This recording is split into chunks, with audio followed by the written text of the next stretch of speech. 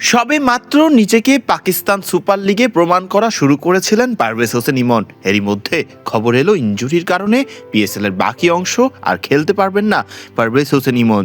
দারুণ ব্যাট করে ফিল্ডিংয়ে নিজের শতভাগ দেয়াটাই যেন কাল হয়ে দাঁড়ালো ইমনের জন্য। গত 3 এপ্রিল মুলতান সুলতানসের বিপক্ষে লাহোর কালান্দার্সের হয়ে খেলতে নেমে মাঠে আসিফ আলীর সঙ্গে সংঘর্ষে এই চোট পান তিনি। ম্যাচটি অনুষ্ঠিত হয়েছিল গাদ্দাফি স্টেডিয়ামে। পরবর্তীতে এমআরআই স্ক্যানে তার কাঁধের লিগামেন্ট ছিঁড়ে যাওয়ার ব্যাপারটি নিশ্চিত করা হয়। চিকিৎসকদের পরামর্শ অনুযায়ী তাকে কয়েক সপ্তাহ বিশ্রাম ও পুনর্বাসনের মধ্য দিয়ে যেতে হবে। সতর্কতামূলক ব্যবস্থা হিসেবে চিকিৎসা নির্দেশনা মেনে 9 এপ্রিল ইসলামাবাদ ইউনাইটেডের বিপক্ষে ম্যাচে খেলেননি পারভেজ হোসেন ইমন, যাতে চোট আরও গুরুতর না হয়। পরবর্তীতে তার অবস্থা মূল্যায়ন করে তাকে স্কোয়াড থেকে ছেড়ে দেওয়ার সিদ্ধান্ত নেওয়া হয়েছে। তার পরিবর্তে নতুন কোন ক্রিকেটার লাহোরের হয়ে খেলবেন নাম তার পরে জানানো হবে বলে জানা গেছে।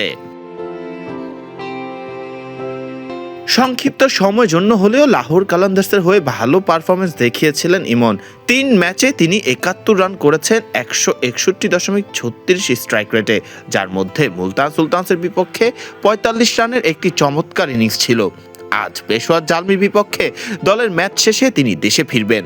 তার দ্রুত সুস্থতা কামনা করে এবং ভবিষ্যতের জন্য শুভ কামনা জানিয়ে পাশে থাকার আশ্বাস দিয়েছে লাহোর কালান্দার্স কর্তৃপক্ষ।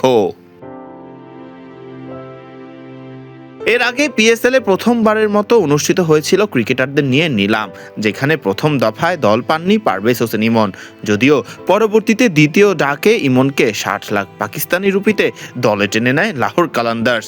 একই দলে আছেন আরেক টাইগার ক্রিকেটার মুস্তাফিজুর রহমান। ফারদিন রহমান সকাল, বিডি ক্রিক টাইম।